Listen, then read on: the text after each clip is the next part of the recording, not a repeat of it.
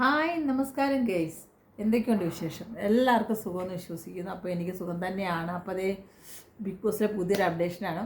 കാരണം അവിടെ എന്ത് വന്നാലും അവിടെ തിന്നാ അടിയാണ്, കിടന്നാ അടിയാണ്, ഇരുന്നാ അടിയാണ്, നിന്നാ അടിയാണ്. ഈവൺ അവിടെ അടിയില്ലാത്ത ഒരു കാര്യത്തിൽ ഇപ്പോൾ ഉടുക്കാൻ തുണിയില്ലെന്ന് പറഞ്ഞാണ് എല്ലാം കൂടെ അടി വെക്കുന്നത്. അപ്പം ബിഗ് ബോസ് ദയവ് ചെയ്ത് ഈ പെണ്ണുങ്ങൾക്ക് ഈ ആണുങ്ങൾക്ക് തുണി കൊടുക്കുക, ഒന്നോ രണ്ടോ മൂന്നോ പീസെങ്കിലും കൊടുക്കുക. കാരണം ഇല്ലെങ്കിൽ അവിടെ ഇവത്തുങ്ങളെല്ലാം തുണിയില്ലാതെ നടന്ന് അവിടെ അടി വെക്കുന്ന എല്ലാ രീതികളും ഇപ്പോൾ കാണുന്നുണ്ട്. പ്രത്യേകിച്ച് നമ്മുടെ ജസലിന് തുണി കൊടുക്കുക, അത് കൊടുത്തില്ലെങ്കിൽ ഭയങ്കര മോശമാണ്. ജസലിൻ്റെ ഒരു ഡ്രസ്സ് കീറിപ്പോയി, ഇപ്പോൾ ഇന്നറിട്ടോടാണ് ജസൽ നടക്കുന്നത്. അപ്പോൾ എല്ലാവരും ഒന്ന് കണ്ടും കട്ടിരിക്കുക. അവിടെ ബിഗ് ബോസ് കാണുന്ന കൊച്ചു കുട്ടികളൊക്കെ ഉണ്ടെങ്കിൽ അവരെയൊക്കെ ഒന്ന് നമ്മൾ അടക്കി ഒതുക്കി എവിടെയെങ്കിലും ഇരുത്തി ബിഗ് ബോസ് കാണിക്കുക. ഇങ്ങനെയുള്ള സീനുകളൊക്കെ എപ്പോഴാണ് വരുന്നതെന്ന് അറിയാൻ പറ്റത്തില്ല.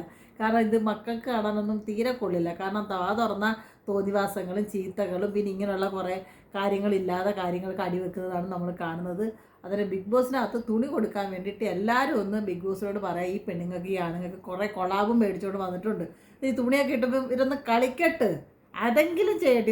ഇവരൊക്കെ മാനസിക വിഷമം ഈ തുണിയില്ലാത്തതിൻ്റെ പുറത്താണ് ഇവരെല്ലാം ഭയങ്കര ടെൻഷൻ അടിച്ച് ഇത്ര അടി ഉണ്ടാക്കുന്നത്.